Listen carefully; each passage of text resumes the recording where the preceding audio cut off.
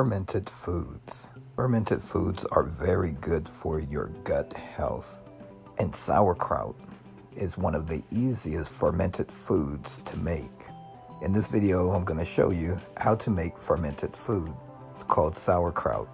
It starts with a head of cabbage, a bulb of garlic, and salt, which I'll tell you how to measure in just a few minutes. Now, first, all you have to do is chop up a head of cabbage. Now, what I'd like for you to do after you chop up the head of cabbage is weigh the amount of cabbage that is going to be used. Here, I make a salt water brine, but it's not necessary.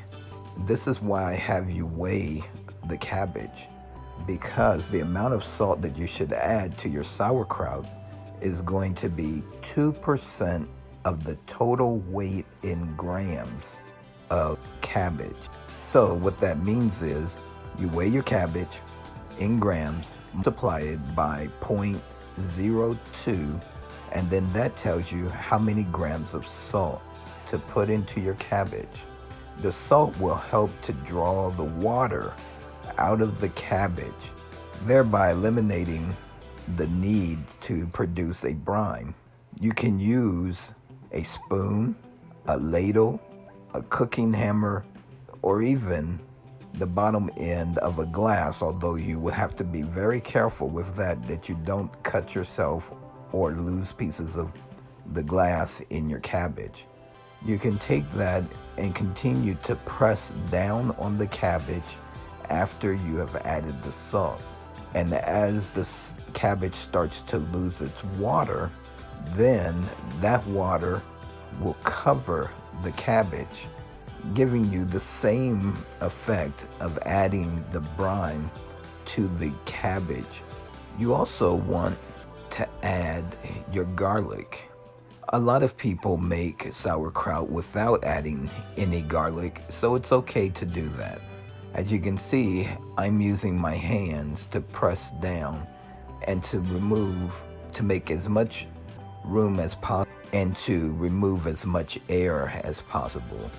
The garlic is cut up and mixed in to the mixture that I am putting into this sauerkraut container.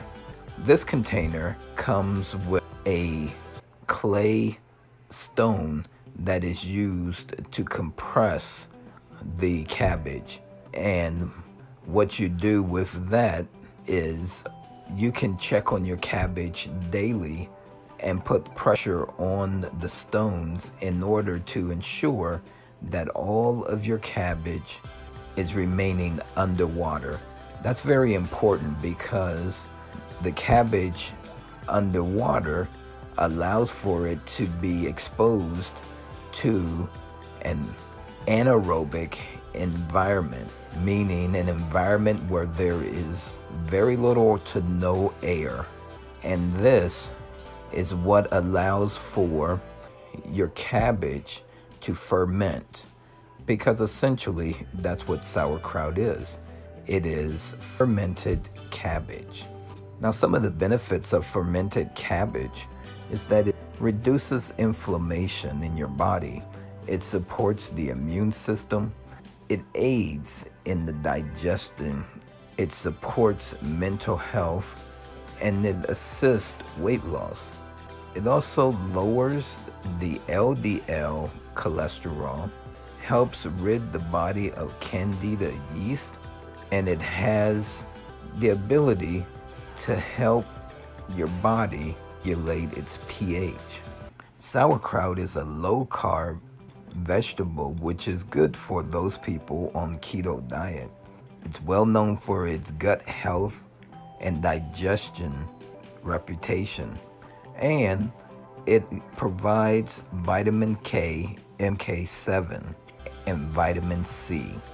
Those are some of the most notable health benefits that can be found in the literature concerning sauerkraut. Now you'll see that I have the stones in place perfectly, and a little bit of pressure on those stones will keep the cabbage underwater. The little lid put over the top with a little water helps to keep the air out. You can do this for 7 days to 2 to 3 weeks, and then your cabbage will be done. If you like this video, click the like button so that others can find this information. And also, press the subscribe button below. This will allow you to see other videos that I am putting out about fermented foods. Also, lastly, down below, go to the comment section and let me know what other information would you like to know about sauerkraut. And comment below in the comment section, what do you like to put sauerkraut on? I like to put sauerkraut on hot